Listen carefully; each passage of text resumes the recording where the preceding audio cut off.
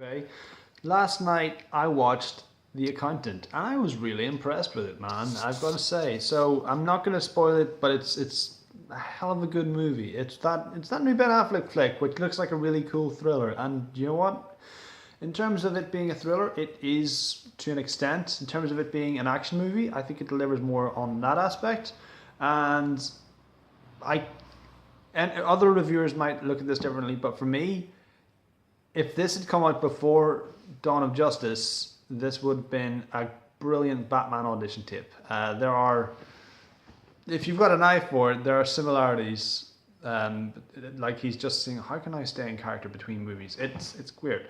Anyway, that's just my own personal opinion on this. The actual story itself revolves around an accountant who uncooks the books for all sorts of shady, wealthy types all around the world, terrorists, drug cartels, all of it. He's incognito. He's on the autistic spectrum. He's compulsive. He has to finish things. He has little tics and tics. It's not very Rain Man in your face, but it's a really strong performance by Affleck in this part. He's hired covertly by this large robotics company headed by John Lithgow to try and look at their books because they're finding some anomalies there. And then that leads him down to a case of intrigue involving Anna Kendrick and saving her life and who's out to get them and who's behind all this. And John Bernthald's in it as this weird sort of foil that he's got, as this kind of... It's too much to call him an antagonist because they aren't really aware of each other until right into the third act. Yeah, he's in there. He kind of comes and goes, and it's kind of, you can kind of guess what this is leading up to. You're like, this guy doesn't seem to be doing too much in regards to the main story. I wonder who he could be. Oh, anyway, so it's a really cool take on this guy who didn't get proper support for his condition during his childhood. He was an army brat. He had an army dad. His mother left because she didn't want to live there with this guy who wasn't supporting the family in her eyes correctly. He was given like tough love. He was raised to channel his aggression correctly, and that'll help him overcome this condition. And to an extent, it does. He's a generally well-rounded adult, certainly more together than he was as a child.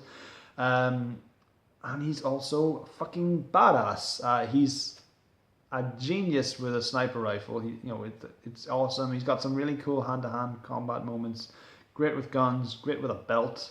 I did read a review online where somebody said, even though Ben Affleck is very perfunctory in this would have been a better Matt Damon movie because it's equal parts Bourne and Will Hunting. I couldn't shake that from my head.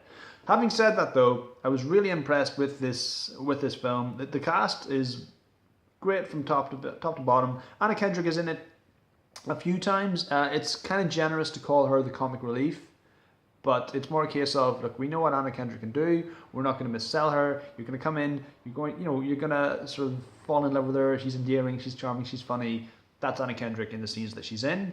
John Lithgow is in it quite a bit less, but that's fine. He's more of a figurehead type. J.K. Simmons is in this chewing scenery as this Commissioner Gordon Light, the Director General of the finances in the US, and he's the guy who's on his trail. He's on Ben Affleck's trail in this case. Again, there are Batmanisms throughout this. If this had come out before Dawn of Justice, we wouldn't be having the big Batfleck shit out that we did. This movie's awesome. I would like to watch it again, and I would definitely get it on Blu-ray because it's up there in terms of like really solid, entertaining thrillers for me.